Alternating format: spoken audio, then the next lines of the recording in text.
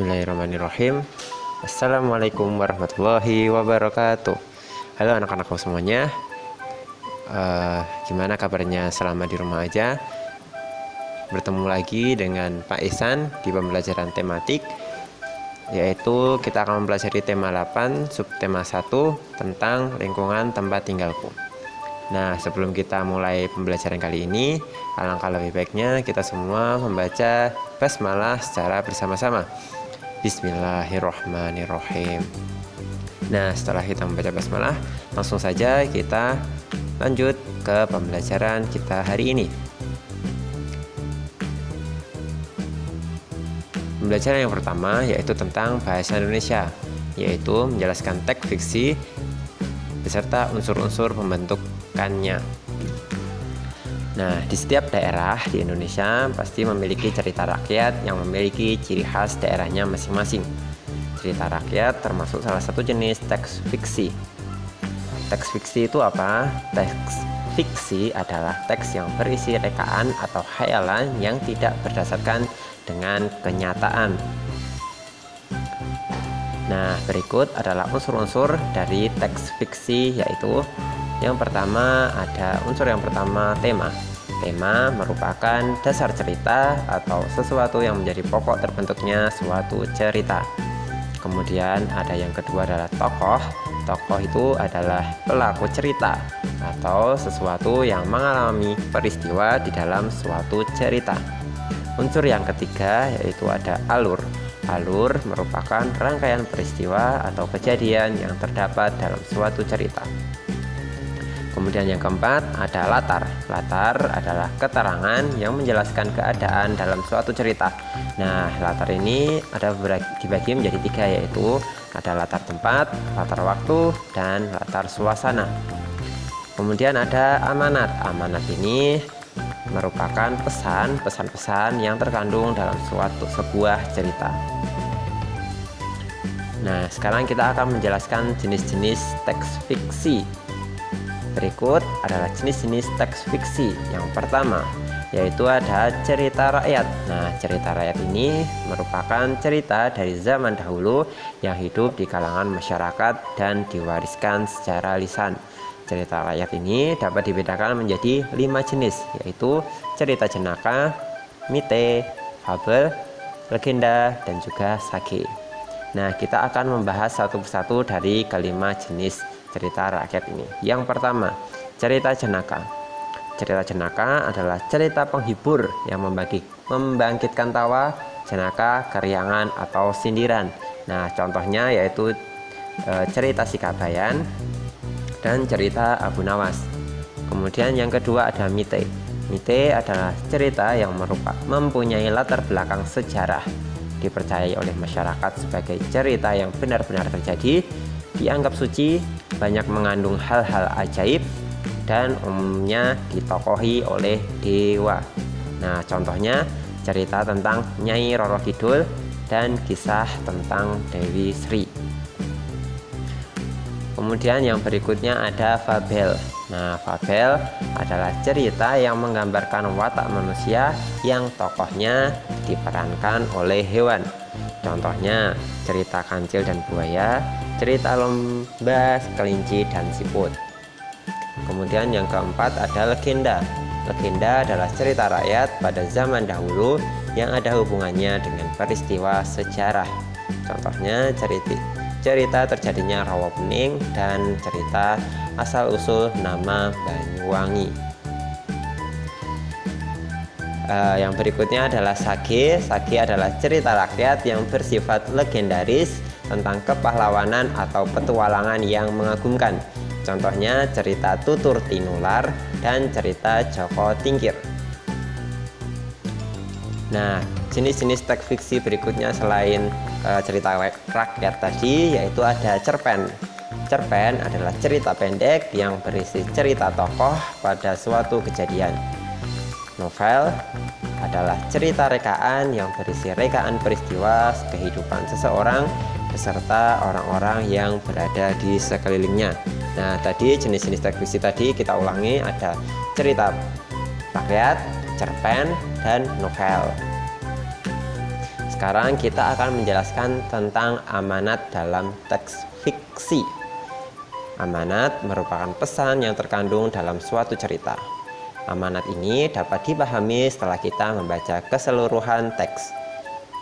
Dalam membaca terdapat tokoh-tokoh yang diperan di dalamnya. Tokoh-tokoh tersebut memiliki watak yang berbeda-beda. Ada yang berwatak positif dan ada juga yang berwatak negatif.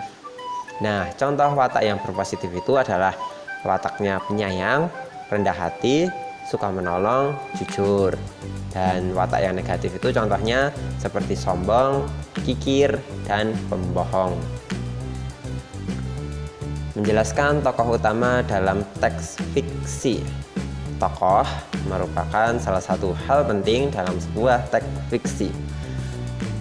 Dalam sebuah teks fiksi, setiap tokoh memiliki peran atau fungsinya masing-masing di dalam suatu cerita. Berdasarkan fungsinya, dalam cerita, tokoh dibedakan menjadi tokoh utama dan juga tokoh tambahan.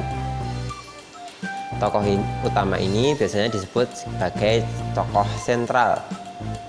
Tokoh utama merupakan tokoh yang menjadi pelaku utama atau tokoh yang mengalami semua peristiwa dalam cerita. Tokoh utama biasanya akan muncul mulai dari awal cerita, tengah cerita, hingga akhir cerita. Kemudian menentukan karakter tokoh protagonis, antagonis dalam teks fiksi. Tokoh yang memiliki sifat baik disebut tokoh protagonis.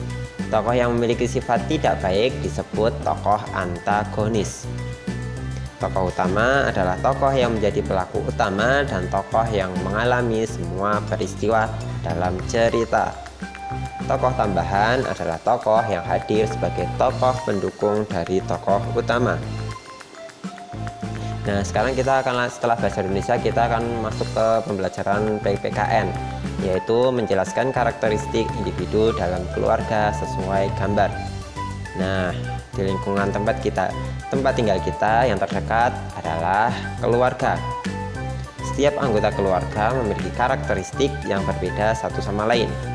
Keragaman karakteristik individu dalam suatu keluarga dapat berupa ciri fisik, kegemaran, dan sifat. Menjelaskan karakteristik individu dalam keluarga sesuai gambar. Nah, yang pertama adalah keragaman ciri fisik. Nah, keragaman ciri fisik ini dapat meliputi contohnya sebagai warna kulit, bentuk dan panjang rambut, tinggi maupun berat badan. Keragaman kegemaran. Nah, keragaman kegemaran ini dapat berupa contohnya kegemaran makanan, kegiatan, warna, atau lagu-lagu kesukaan. Kemudian keragaman sifat, ini contohnya keragaman sifatnya yaitu suka bekerja keras, lembut, penyayang, rajin, maupun dermawan. Nah, sekarang manfaat keragaman ciri fisik dalam keluarga. Manfaat yang pertama itu adalah semakin bersyukur kepada Allah Subhanahu wa Ta'ala, sehingga tumbuhlah rasa saling melindungi. Rasa kekeluargaan semakin erat karena saling menghargai perbedaan. Keragaman ciri fisik digunakan untuk saling membantu dan bekerja sama. Terciptanya kerukunan dan kebersamaan antar anggota keluarga. Nah, setiap keluarga pasti mempunyai ciri dan kebiasaan masing-masing. Contohnya ibu itu terkenal gesit, rajin, pandai memasak, dan pandai mengurusi rumah tangga. Sedangkan ayah itu terkenal rajin dan giat bekerja tanpa mengenal lelah, penyayang keluarga, melindungi, dan tegas. Nah, sekarang kita lanjut ke muatan IPA. Menjelaskan pengaruh gaya terhadap gerak benda. Gerak dapat berupa tarikan atau dorongan. Gaya dapat membuat benda diam menjadi bergerak. Gaya juga dapat mempercepat atau memperlambat gerak, serta mengubah arah gerak dari suatu benda. Nah, contoh, perhatikan gambar berikut. Nah, itu kan gambar aktivitas petani sedang membajak sawah. Nah, itu memanfaatkan gaya sehingga benda tersebut menjadi bergerak. Kemudian kita juga dapat melihat pengaruh gaya terhadap gerak suatu benda di dalam kelasmu. Misalnya ketika kalian anak-anak semuanya memindahkan meja di kelas. Nah, perhatikan gambar berikut. Nah, ketika kita memberi tarikan, meja bergerak mundur dari letak awal, atau ketika kita memberi tarikan, benda tersebut mendekati tubuh kita. Nah, berikutnya yaitu saat kita diberi dorongan. Nah, ketika meja tersebut diberi dorongan, meja bergerak maju dari letak awal sehingga atau menjauhi tubuh kita. Menjelaskan pengaruh gaya otot terhadap gerak benda. Gaya otot dapat membuat benda yang semula diam menjadi bergerak. Benda bergerak bisa menjadi diam, mengubah arah gerak benda, dan mengubah bentuk benda. Contoh kalau misalnya anak-anak pengen mengubah bentuk benda, contohnya seperti gambar di samping, yaitu tentang pembuatan gerabah. Nah, mungkin itu saja anak-anak semuanya pembelajaran tematik tema 8 kali ini. Mohon maaf apabila ada salah kata. Kita akhiri dulu dengan membaca hamdalah secara bersama-sama. Alhamdulillahirrabbilalamin. Cukup sekian dari Pak Ihsan.